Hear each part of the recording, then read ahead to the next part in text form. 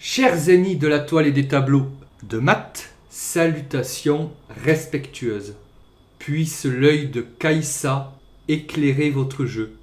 Et le mien aussi, ce serait pas de refus. Avant toute chose, chers aventuriers prospectant notre commun dédale de cases claires et sombres, chers coreligionnaires d'un jeu divin plus que royal, échéquistes de tous les pays, abonnez-vous. Mes amis, qu'est-ce que c'est qu'un clic dans la vie d'un humain ? Rien que nous sommes d'accord, raison pour laquelle vous pouvez également cliquer sur le pouce en l'air, 2 pour le prix d'un, elle est pas belle la vie ? Allez, je vous dis 2 grands merci dès maintenant et je vous souhaite un excellent visionnage. Sans plus de mondanité, ouvrons un nouveau volet de notre fameux Gambit England qui, pour rappel, débute après le premier coup D4 pour les blancs, ce à quoi les noirs répondent E5, sacrifiant, gambitant effectivement un pion, puisque non défendu. Raison pour laquelle les blancs se font fort de l'accepter, et pour rappel, le meilleur moyen de refuser un gambit, c'est de l'accepter. Dans la vidéo précédente que je vous invite à visionner si pas encore fait, c'est le coup cavalier C6 qui avait été étudié avec l'idée de développer une pièce sur sa case naturelle et venir récupérer le pion aussi rapidement que possible. Mais ici, on voit que le pion D4 n'est plus sur cette case et qu'il est venu en E5. Alors pourquoi ne pas jouer un coup comme fou C5, développant une pièce sur une case forte, le fou vient taper sur le talon d'Achille des blancs en F2 et en même temps on hâte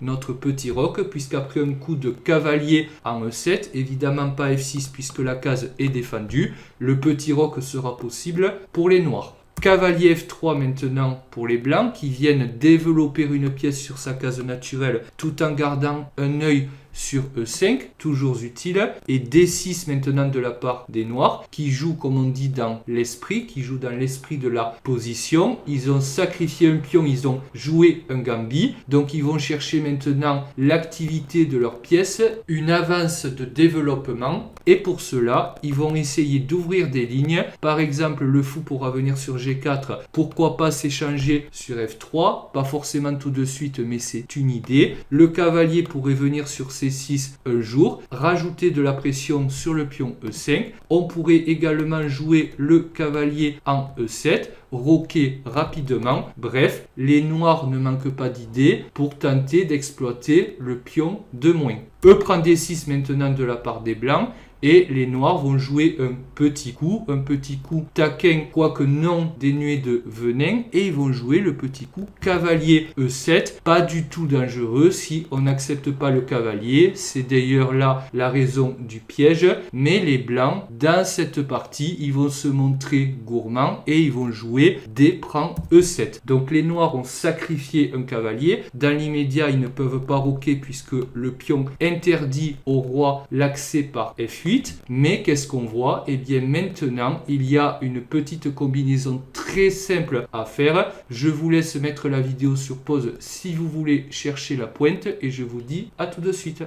Alors, sans coup fait rire, évidemment, les noirs vont fondre sur le pion F2. Pourquoi ? Eh bien, sacrifice à la fois d'attraction et de déviation. On voit que la réponse des blancs est dite forcée après fou prend F2 échec, à savoir roi prend F2, donc sacrifice d'attraction. Le roi a été forcé de venir sur F2, mais sacrifice de déviation aussi, puisque le roi protégeait la dame blanche, et maintenant on n'a qu'à se servir sur D1 et cela se passe de commentaires. Vous pouvez voir par vous-même, les blancs accusent un retard d'une pièce, d'accord? Donc je vais juste revenir un peu avant, après cavalier E7, pour dire que cette variante n'est pas du tout dangereuse pour les blancs. À la place, un coup comme cavalier C3 aurait été excellent, protégeant la dame blanche, continuant le développement, et maintenant eh bien, le cavalier est attaqué, on ne peut pas roquer tout de suite, donc les noirs vont devoir jouer un coup,